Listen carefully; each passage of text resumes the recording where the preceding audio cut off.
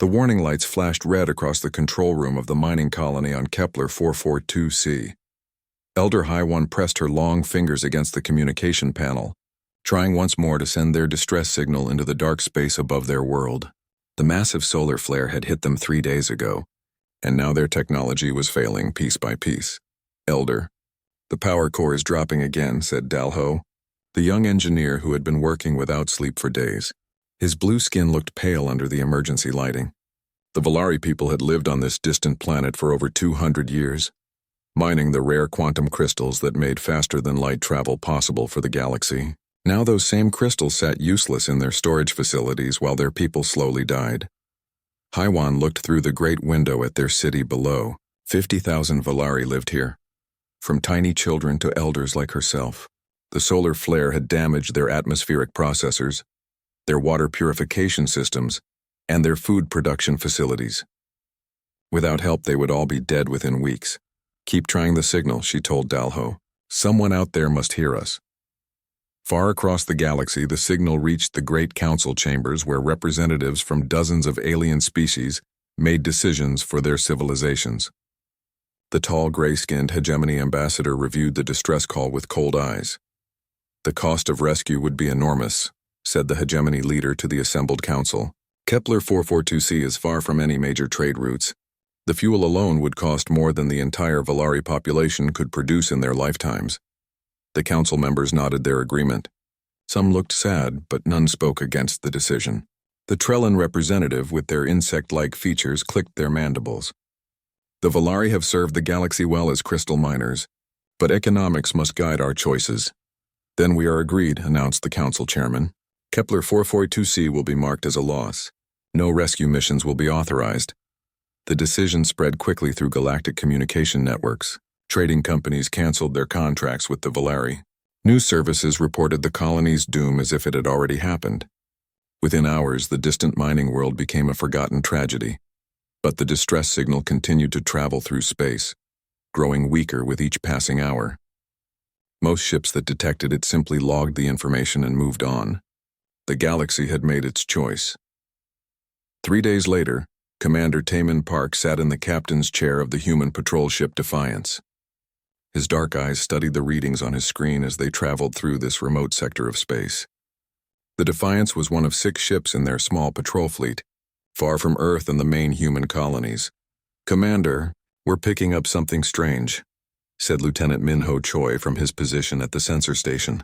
It looks like a distress signal, but it's very weak. Timon stood and walked over to examine the readings. The signal was indeed faint, almost lost in the background noise of space. Can you clean it up? Minho worked at his controls for several minutes. Slowly, the signal became clearer. A translation program began converting the alien language into words they could understand. Help us. Colony dying. Systems failing. 50,000 lives, the message repeated over and over, growing weaker each time. Sir, this is from Kepler 442c, said Dr. So-Young Kim, the ship's medical officer, as she entered the bridge. She had been reviewing their star charts. That's a Volari mining colony. They're not part of any major alliance. Taman studied the navigation display. The planet was far off their patrol route, almost 2 days of travel at maximum speed. Have we received any official rescue orders for this system? No, sir, replied Minho. In fact, I'm seeing reports that the Galactic Council has classified this as a lost colony. No rescue missions authorized. The bridge fell silent. Everyone understood what that meant. The galaxy had decided these people were not worth saving. Taman thought about his own past. 20 years ago, he had been a young man on a human frontier colony when their life support systems failed. They had sent distress signals for days before a passing merchant ship finally stopped to help. His parents had been among the 300 people saved that day. He had joined the space fleet partly because of that experience. Dr. Kim, what do you know about Volari physiology? He asked. They're silicon-based life forms very different from humans, she replied.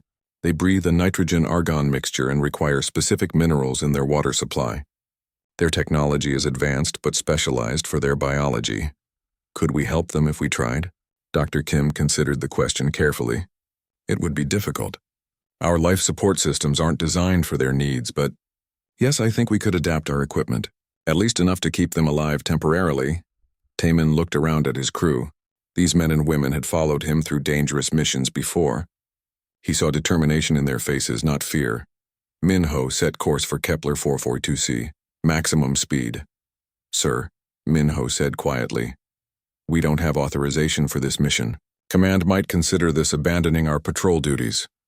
Let me worry about command, Taemin replied. How long until we reach the planet? 36 hours at maximum speed, sir. Make it happen. As the Defiance changed course toward the dying world, Taemin sent a message to the other ships in their patrol fleet. He explained the situation and asked for volunteers. Within an hour, all 5 other captains had agreed to join the rescue mission. The small human fleet raced through space toward a planet the galaxy had abandoned.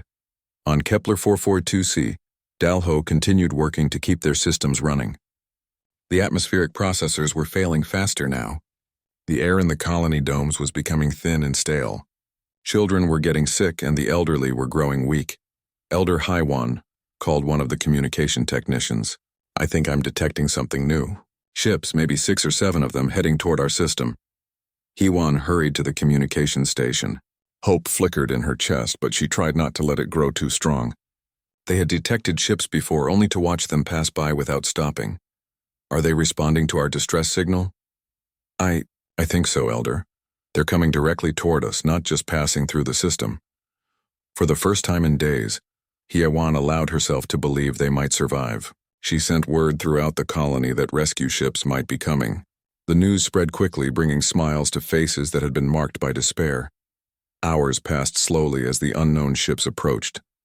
Finally, a new voice came through their communication system, speaking an accented but clear galactic standard. Kepler 442c colony. This is Commander Taemin Park of the human fleet vessel Defiance. We have received your distress signal and are here to help. Please respond. Haiwan's hands shook as she activated the reply channel. Commander Park, this is Elder Haiwan of the Volari colony. We thought no one was coming. The Galactic Council declared us a lost cause. There was a pause before the human commander responded. His voice was firm and confident when he spoke again. Elder Haiwan, the Galactic Council may have given up on you, but we haven't. We're here now, and we're going to get you out of there. My message to you and your people is simple, not today. You're not dying today. As the 6 human ships entered orbit around Kepler 442c, 50,000 Volari looked up at their skies with new hope. They didn't know these humans or understand why strangers would risk their lives to save them, but for the first time in a week, they believed they might see another sunrise. The rescue was about to begin. Commander Taemin Park stood on the bridge of the Defiance, looking down at the dying planet below. The 6 human ships had arrived at Kepler 442c 12 hours ago, and his crew had been working non-stop to assess the situation.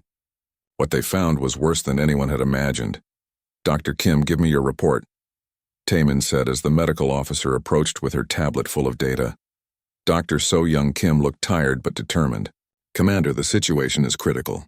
The atmospheric processors are failing faster than we thought. The Volari have maybe 4 days of breathable air left, possibly less. Their water purification is completely down, and they're already showing signs of mineral deficiency poisoning. She showed him readings from their sensors. The worst part is their biology.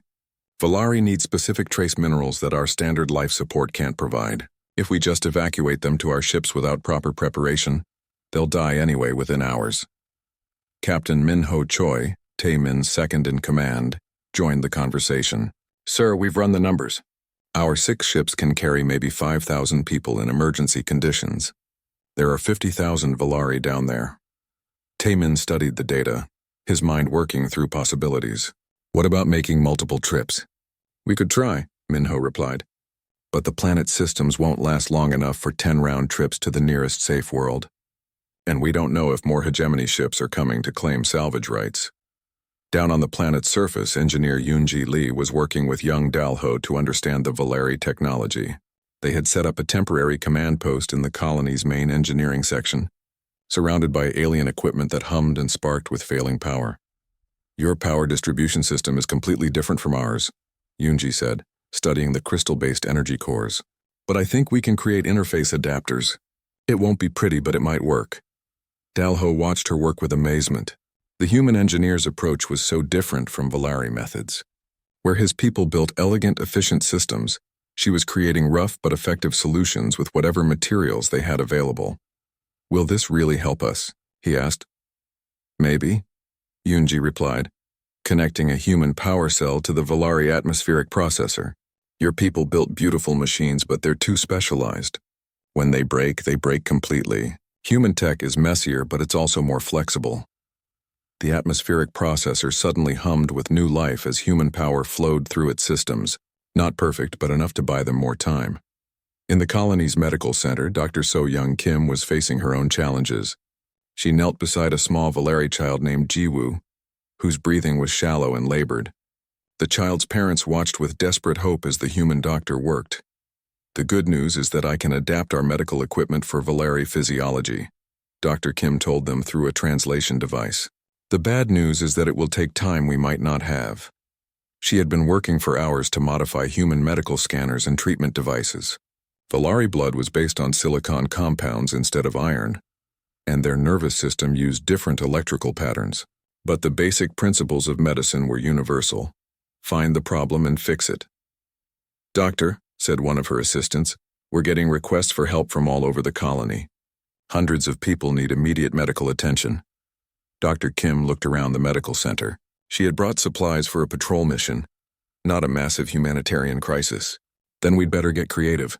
Start training Valari medical staff to use our equipment. We'll teach them as we go." Back on the Defiance, Commander Taemin was dealing with a new problem. Long-range sensors had detected ships approaching the system, but these weren't friendly vessels. "Sir, we're looking at 7 ships of unknown configuration," reported Lieutenant Jung Woo at the sensor station. "They're broadcasting hegemony identification codes." Taemin felt his stomach tighten. The hegemony was a powerful alien alliance known for their strict interpretation of galactic salvage laws. If they claimed the planet was abandoned, they could legally seize all the valuable quantum crystals. Time until they arrive? 6 hours at their current speed. 6 hours to evacuate 50,000 people. It was impossible, but Taemin had to try. "Open a channel to all ships in our fleet," he ordered. "All captains to the command frequency." Within minutes, he was speaking to the commanders of all 6 human vessels. "The situation has changed. We have hegemony ships incoming, probably here to claim salvage rights. We need to speed up the evacuation." Captain Hyun-soo of the transport ship Harmony spoke first. "Commander, we've been modifying our cargo holds for Valari life support. We can maybe take 800 people per ship instead of 5,000, but they'll survive the journey." "That's still less than 5,000 total," said Captain Jin-ae of the destroyer Eclipse. "We need another solution." Engineer Yoonji's voice crackled through the communication system from the planet's surface. "Commander, I might have an idea. The Valari have several large transport ships in their starport. They're damaged, but I think we can get them running with human power cores." Taemin felt a spark of hope. "How many people could those ships carry?" "If we can get 3 of them operational, maybe 15,000 per ship. The Valari know how to fly them. They just need power and life support." "Do it," Taemin ordered. "All available personnel to assist. We've got 6 hours." The next few hours were a blur of desperate activity. Human and Valari crews worked side by side, connecting power systems that were never designed to work together. Dr. Kim and her team moved through the colony, providing emergency medical care and preparing the most critical patients for transport. In the transport ships, Captain Minho supervised the installation of human life support systems in Valari vessels. The work was dangerous. They were essentially performing surgery on spacecraft while people's lives hung in the balance. "The atmospheric mixture is still wrong," reported one of his technicians. "We're getting the pressure right, but the chemical balance is off." "Close enough," Minho replied. "We can fine-tune it during the flight. Right now, we just need these people breathing."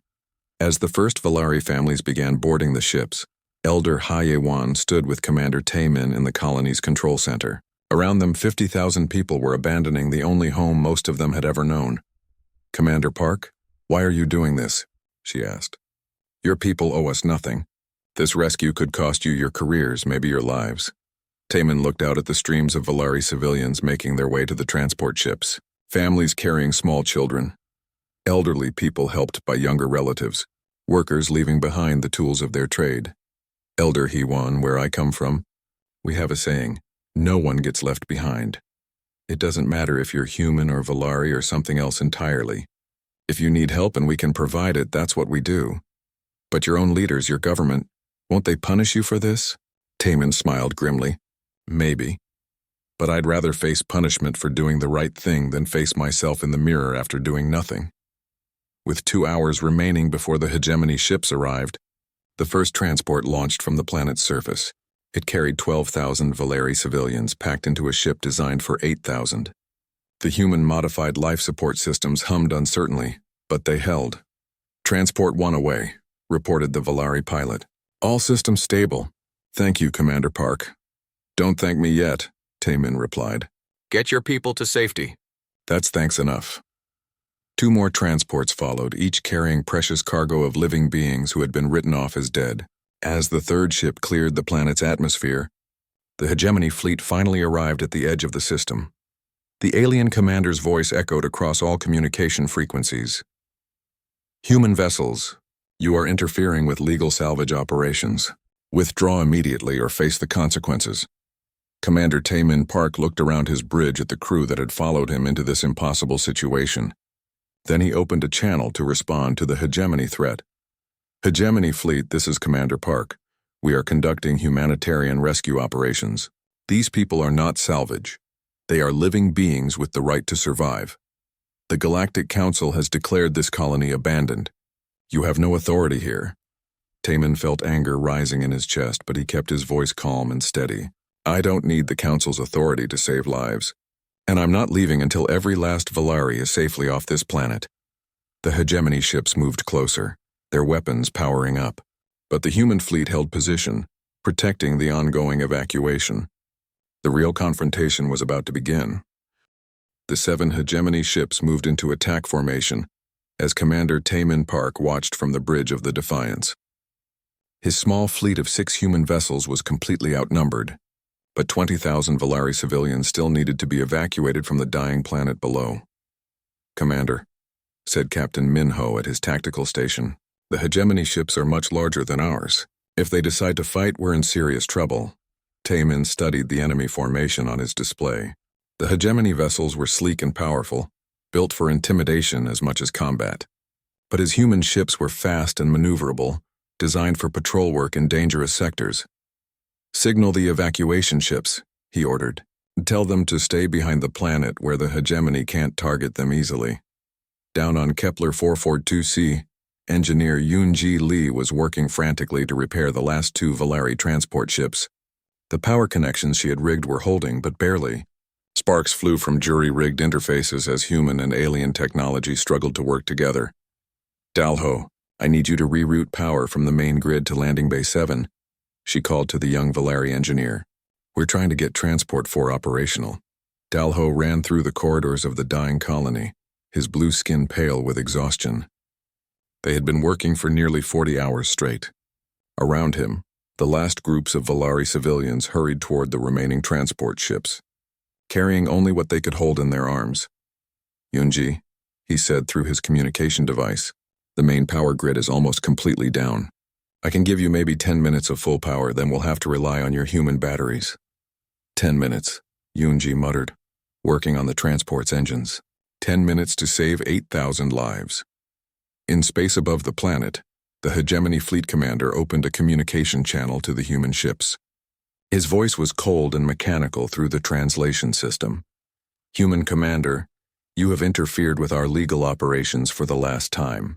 You will withdraw your ships immediately, or we will consider you hostile and act accordingly. Tamin activated his own communication system, making sure his response was broadcast on all frequencies so both his own crew and the Valari could hear. Hegemony Commander, my name is Taman Park of the Human Space Fleet. We are conducting rescue operations for 50,000 civilians who were abandoned by the galaxy. We will not withdraw until every last person is safely evacuated. The Galactic Council has declared this world abandoned. These aliens are now salvage along with their equipment and resources. You have no legal right to interfere. I don't care about your laws, Tamin replied firmly. These are living beings, not salvage. And as long as my ships can fight, we'll protect them. The Hegemony Commander's next transmission was brief. Then you have chosen to be our enemy. The alien ships opened fire with bright blue energy beams that lit up the space around Kepler 442c. Captain Jin A of the destroyer Eclipse reacted first, spinning her ship away from the incoming fire and returning shots with her plasma cannons. All ships, evasive maneuvers, Taman commanded. Stay between the hegemony and the planet. Don't let them target the evacuation ships. The small human fleet scattered into a defensive formation, using their speed and agility to avoid the heavier firepower of the hegemony vessels. The Eclipse and another destroyer, the Thunder, engaged the enemy directly while the other ships protected the transport operations. On the planet's surface, the sounds of battle could be heard as energy weapons flashed in the sky above.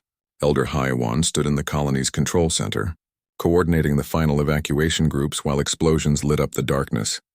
Elder, called one of her assistants, Transport 4 is ready to launch, but the landing bay doors won't open. The power is too low. HFY closed her eyes for a moment, feeling the weight of 8,000 lives in her decision. Tell them to use emergency explosive bolts. Blow the doors if necessary.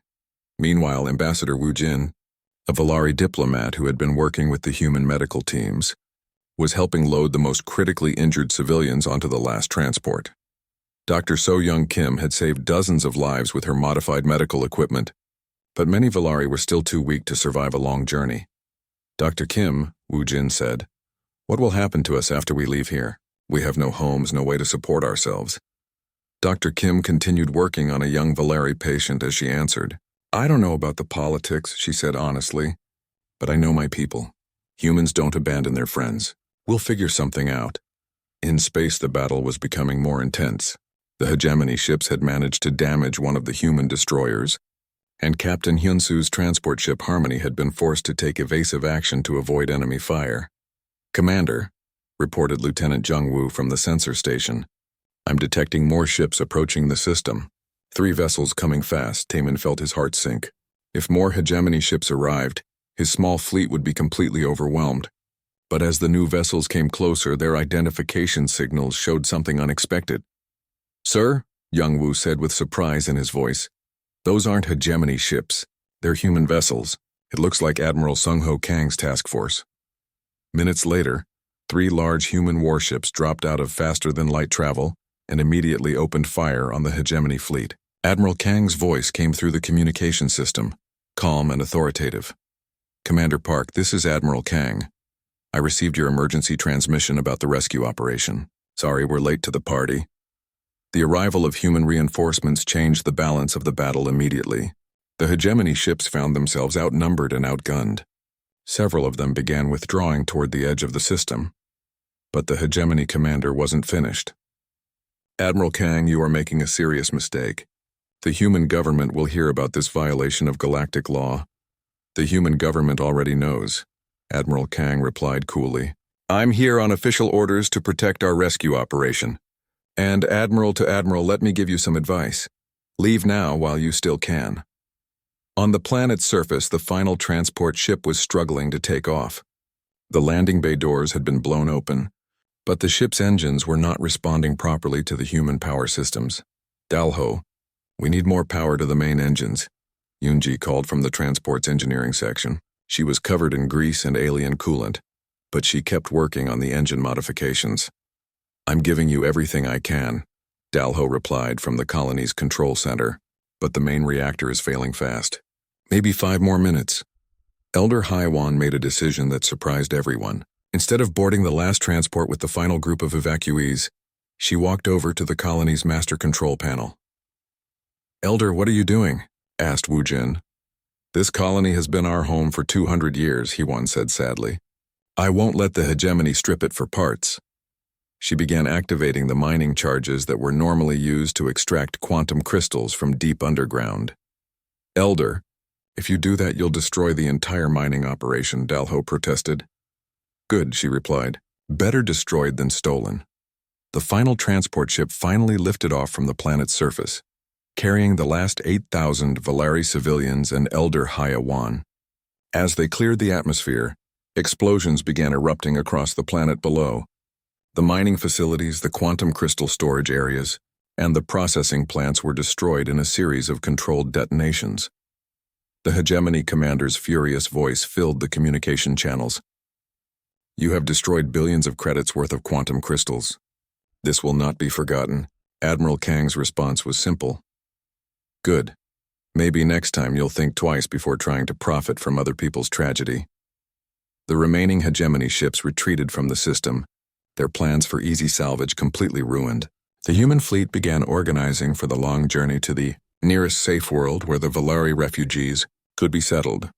As Commander Taemin looked out at the convoy of ships filled with 50,000 saved lives, he felt a mixture of exhaustion and satisfaction. They had done the impossible, evacuated an entire colony that the galaxy had written off as dead. "Sir," said Captain Minho, "we're receiving transmission requests from news services across the galaxy. Word about the rescue is spreading fast." "Let them wait," Taemin replied. "Right now our job is getting these people to safety." But he knew that the real consequences of their actions were just beginning. The human fleet had defied galactic law and fought an entire alien alliance to save strangers. Some would call them heroes. Others would call them dangerous rebels. Dr. So-Young Kim joined him on the bridge, looking tired but proud. "Commander, I've been talking with the Valari medical staff. With the equipment modifications we've developed, we might be able to help other alien species too. This rescue mission could change how the galaxy approaches emergency medicine." Taemin nodded. They had saved 50,000 lives, but perhaps more importantly, they had proven that it was possible to do the right thing even when the entire galaxy said it was wrong. The convoy of human and Valari ships set course for safety, leaving behind a destroyed planet but carrying with them the hope that things could be different. The galaxy was about to learn that some people would never accept "not today" when it came to saving lives.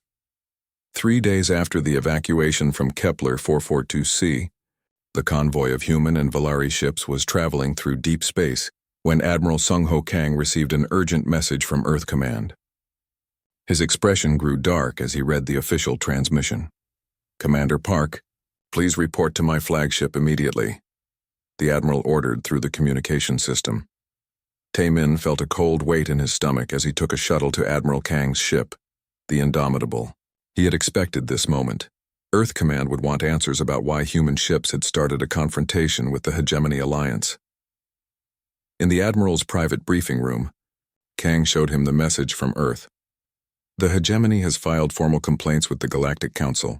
They're claiming we committed acts of piracy and destroyed valuable resources. They want compensation and our crews arrested." Taemin read through the charges. "Sir, we saved 50,000 lives. Doesn't that count for anything?" "Of course it does," Admiral Kang replied. "But politically we've created a difficult situation. The human government is trying to maintain good relationships with all the galactic powers, not just the ones we like."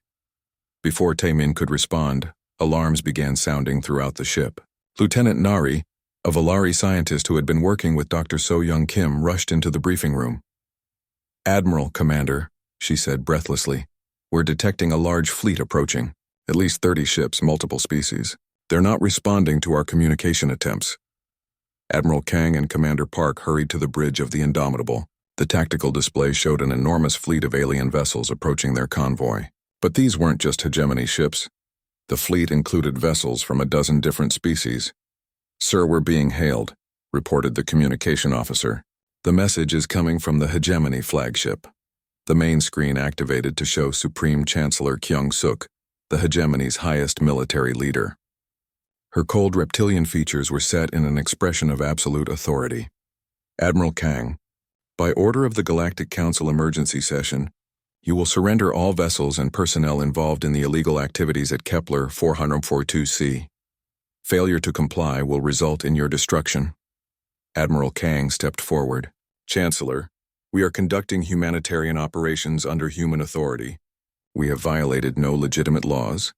You destroyed valuable galactic resources and interfered with legal salvage operations. The quantum crystals on that planet belong to the galaxy, not to the primitive aliens who happen to live there." "Those primitive aliens were people," Taemin said, his anger showing despite himself. "They had names, families, hopes for the future. You wrote them off as acceptable losses." Chancellor Kyung-Suk's laugh was like breaking glass. "How typical of humans. You think emotion is more important than law, sentiment more valuable than order. This is why your species will never be trusted with real power in the galaxy." As the hegemony fleet moved into attack position, Captain Minho was working frantically in the convoy's communication center. He had been secretly transmitting news of the rescue operation to independent media sources across the galaxy, and the response was unexpected. "Commander Park," Minho's voice crackled through the ship's communication system. "You need to see this. We're receiving messages from dozens of star systems. Other species are responding to news of the rescue. On planets throughout the galaxy, alien civilians had watched the news reports about the human rescue of the Valari colony.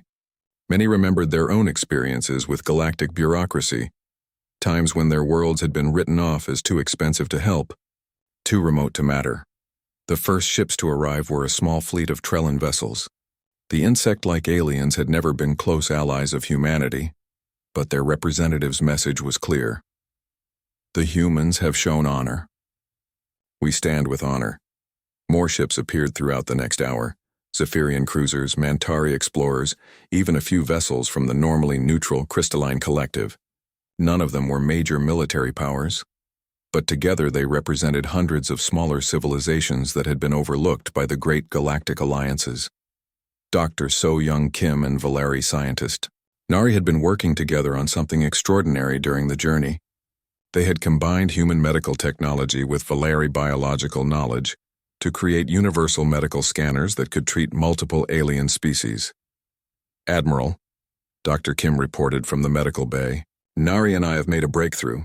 The medical modifications we developed for the Valari can be adapted for other species too. This could revolutionize emergency care across the galaxy." "How is that possible?" Admiral Kang asked. Nari explained excitedly, "Human technology is very adaptive, not specialized like most galactic equipment.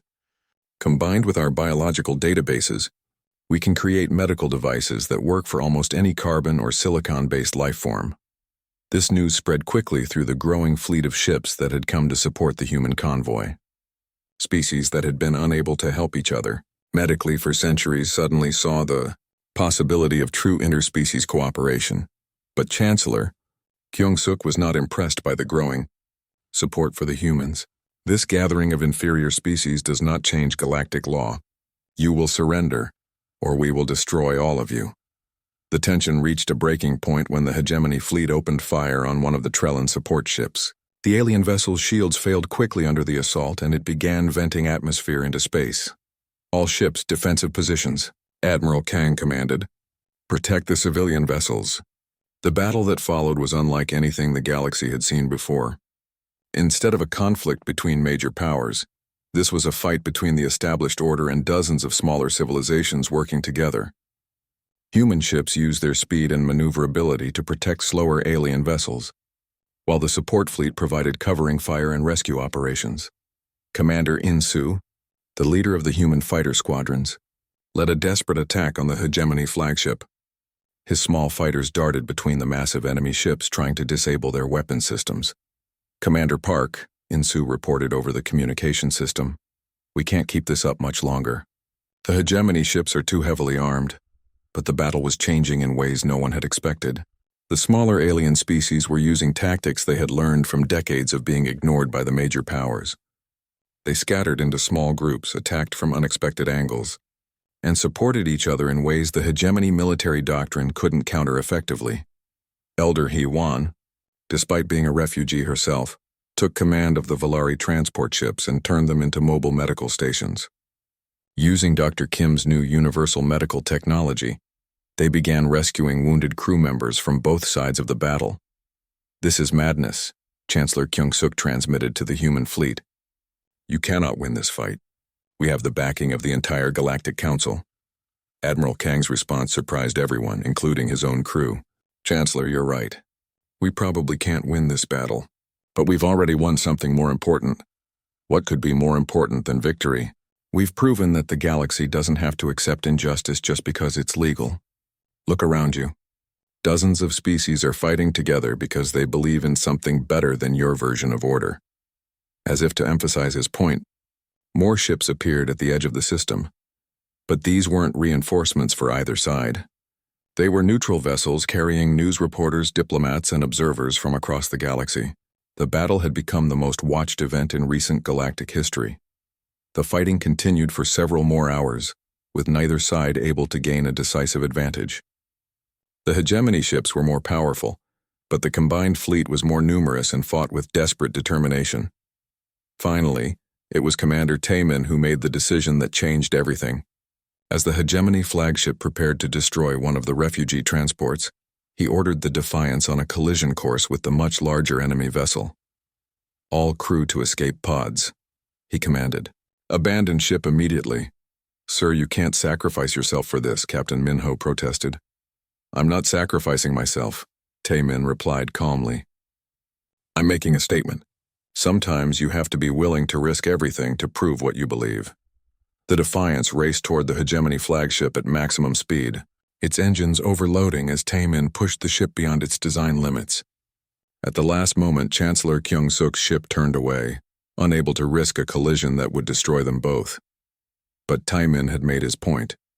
As his ship limped away from the near collision, heavily damaged but still intact, the entire battle seemed to pause.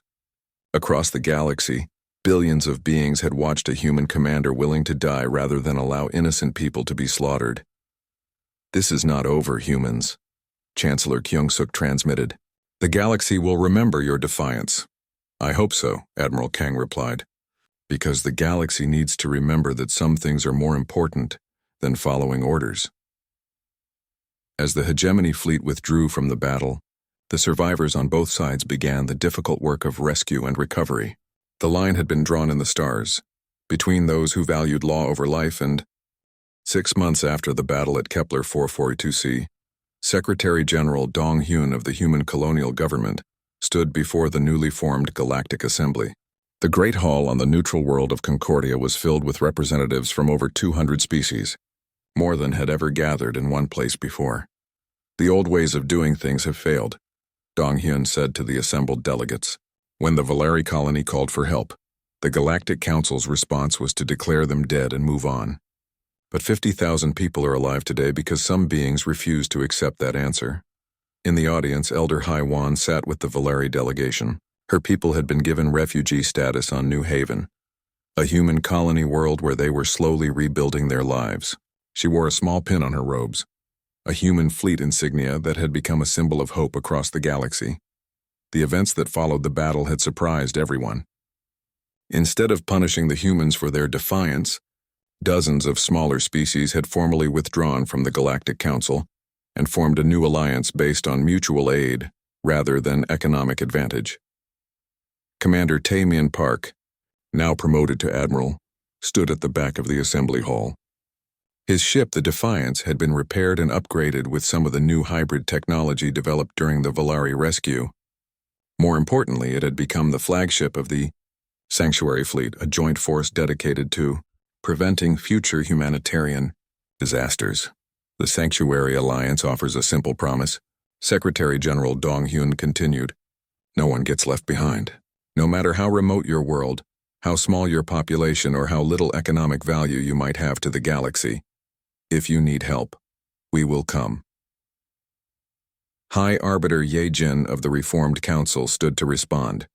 She was one of the few original Galactic Council members who had supported changes after the Valeri incident. The Human Secretary-General speaks of noble ideals, but ideals do not fund rescue fleets or maintain supply lines across the galaxy. Dr. So-Young Kim, now director of the Universal Medical Initiative, approached the speaker's platform. "Actually, they do," she said with a smile. "The medical technology we developed during the Valeri rescue has revolutionized healthcare for over 50 species.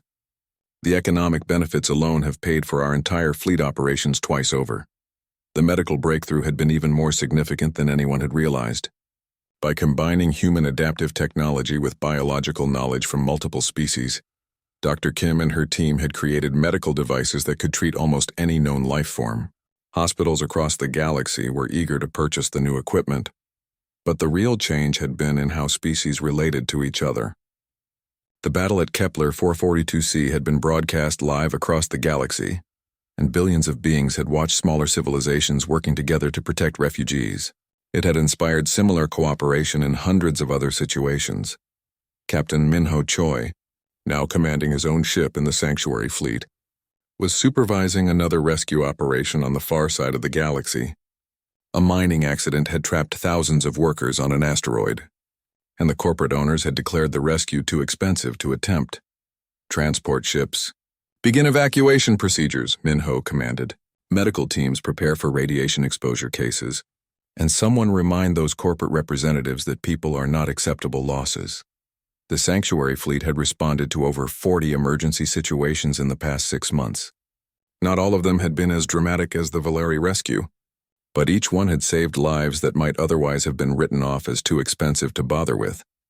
Engineer Yoonji Lee had become something of a legend in engineering circles across the galaxy. Her improvised solutions during the Valeri evacuation had inspired a new approach to technology. Building systems that could adapt and work together instead of elegant but fragile specialized equipment. The key is redundancy and flexibility, she explained to a group of young engineers from a dozen different species. Your technology should work even when everything goes wrong, especially when everything goes wrong. Back on New Haven, the Valeri refugees had not simply been given charity. They had become valuable contributors to the human colony, sharing their knowledge of quantum crystal technology and helping to establish new industries. Young Dalho had even joined the Sanctuary fleet as a technical specialist. The humans could have just dropped us off somewhere and forgotten about us, Dalho said to a group of other young Valeri. Instead, they made us partners. They showed us that being rescued doesn't mean being helpless. But not everyone in the galaxy was happy with the changes. The Hegemony Alliance had been forced to abandon several profitable operations when local populations demanded the same protections that the Sanctuary Alliance offered. Chancellor Kyung-suk had become increasingly isolated as other species chose cooperation over domination. These, humans and their allies, are disrupting the natural order, she complained to what remained of her supporters. Species should know their place in the galaxy. The strong should rule and the weak should serve or be eliminated. But her words found fewer listeners each month. The success of the Sanctuary Alliance had proven that cooperation could be more profitable than exploitation. And even some hegemony worlds were quietly reaching out to join the new organization. At the Galactic Assembly, the debate continued for hours. Some representatives argued that the old system had worked for centuries and shouldn't be abandoned. Others pointed to the dozens of successful rescue operations and the economic benefits of increased cooperation. Finally, Elder Hyewan was invited to speak. She walked slowly to the platform, her movement still showing the effects of the near starvation she had endured during the colony's final days. 6 months ago, my people were dying, she said simply. The galaxy had decided we were not worth saving, but Commander Park and his crew said something that changed everything. Not today. 3 simple words that meant more than all the laws and regulations in galactic space. She paused, looking around the assembly at hundreds of alien faces from dozens of different species.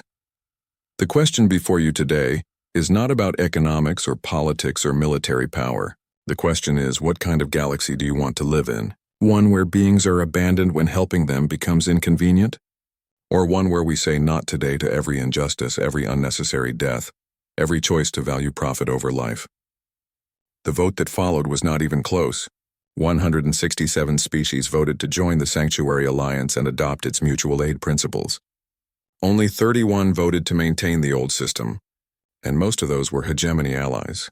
After the assembly, Admiral Taemin Park found himself standing on the observation deck of Concordia Station, looking out at the stars.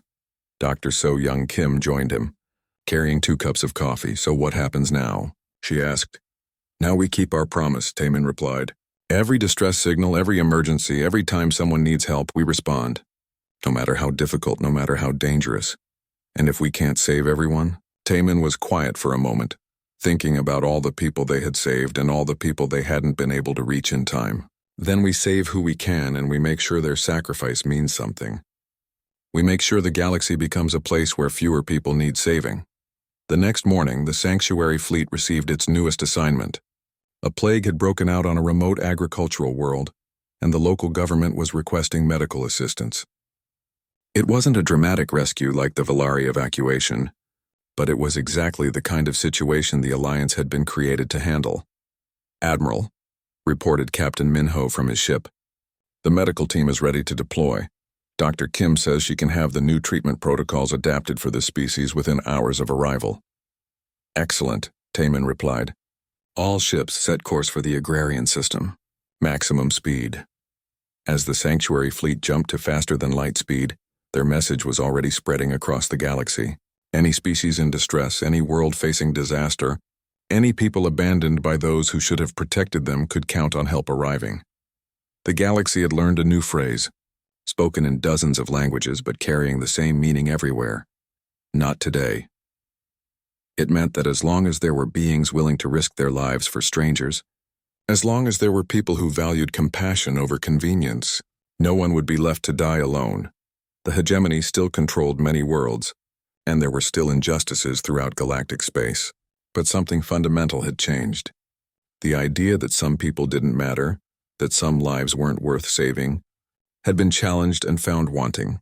On New Haven, Ambassador Wu Jin was teaching human children about Valari culture, while Valari children learned human languages.